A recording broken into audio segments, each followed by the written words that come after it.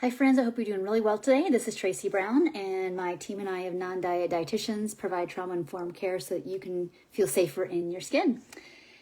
This might be a little bit different kind of video, I'm not sure. I know that we certainly talk about it a lot in our sessions with folks, but I do think it's important that we start to cultivate, I think, our imaginations in food and health and nervous system health and recovery and all the things, if we start to utilize our imagination in a really great way. And do you let yourself see yourself in your mind eating, I'm going to use words that not every word I know aligns with everybody's. I know words mean different things to different people, but I'm just going to use the word competently or normatively.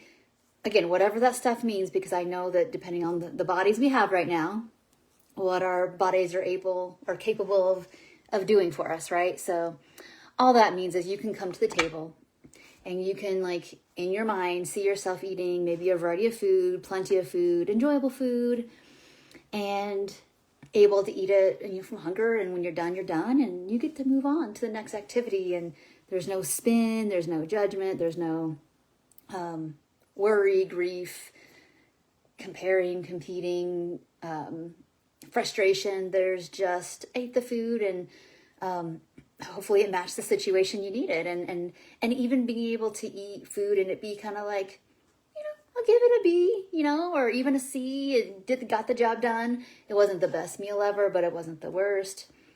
Whatever kind of scenarios you want to see yourself at ease in, do you let yourself actually imagine it? Do you let yourself be around people who can do it and just kind of sit in awe of, like, okay, like, there's not one human that's somehow better than others. There's some barriers they maybe didn't have, or maybe they overcame some barriers to get there. But if they can do it, maybe it's possible that I could have that level of ease somehow with the circumstance and body I'm in. So that's the question. Do you let yourself see it? Basically, are your thoughts and the images that you have, basically that we entertain, are they aligned with where you're actually wanting to go, your values?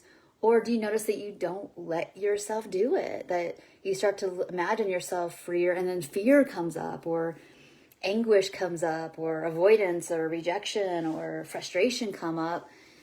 That's a pretty sure sign that there's something going on, that there's some fear about it happening. So we end up doing this, like, 2 steps forward, 1.5 step back kind of stuff. And I don't know if that sounds too out there to you, but, sometimes, I know this is off topic, but I promise I'm coming scooching right back, is that a lot of times I get ideas about teaching or encouragement or hope or practical stuff from other times. I'm noticing that I wrote this word here on my little paper calendar from a couple weeks ago, this idea about this video today. So you might wonder where I get my ideas from, and it could be random times, honestly, the day or night, and I just go write it down and not have an idea about, who it's for, when I should do it, whatever. And it popped up today. And, as I was thinking about what might encourage you all, this is the choice. Because sometimes these different weeks I have multiple topics that pop up during the weeks. And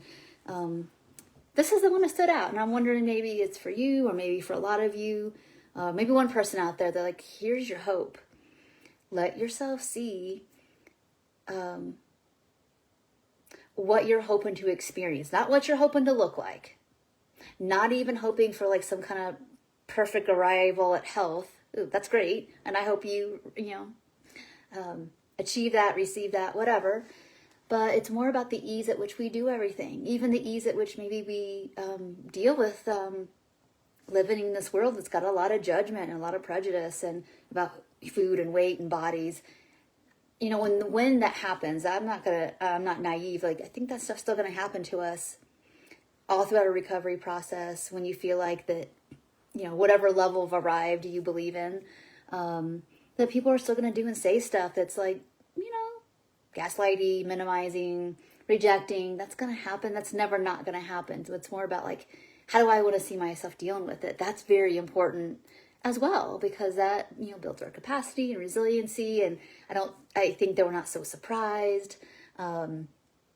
I think it ends up giving us a lot of grace. So I think therefore we're able to actually offer that more to people that maybe don't know what they're doing to themselves or other people or whatever as well. And we don't feel, maybe we don't get triggered so much anymore or get offended or whatever. So I just say all this, that you can apply this. How do you want to see yourself maybe in the future? Maybe the future means dinner tonight, or breakfast tomorrow, or maybe that means in 3 weeks, 3 months, 3 years, 30 years, whatever. Navigating certain life changes. It's okay to use that to help you with your hope. That's the hope of this video, is like, how do I help myself be more hopeful when maybe in this moment I'm dealing with some hard stuff, and when I imagine something better and more hopeful, outside of the perfectionism, outside of the people pleasing, outside of the earning to get approval. Because if you're actually thinking you're going to get the ease and normative eating you want with perfectionism, people pleasing, any kind of dysregulation, fight, flight, freeze, or please, thoughts, behaviors, affect, all that, you won't arrive there. That's not where that stuff lives.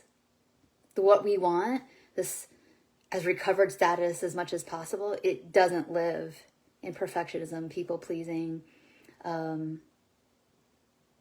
not believing in ourselves. It doesn't live in those dysregulated places. So that's another clue for you as well. If you're thinking about like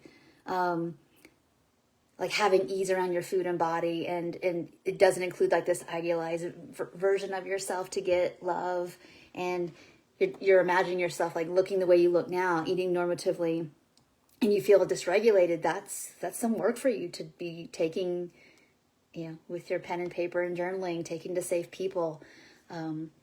That may be part of the reason that you're struggling with the next step that you want to be working on. So I know there's a lot of stuff in this video. I hope if it was too much, take your time, take little short bits of it, work through it, take some more bits of it. But I just hope it is helpful to as many people out there as possible. If it was, let me know. I can, just keep on talking like this. If there's something different you need, let me know as well. And I look forward to seeing you in the next video. Bye for now.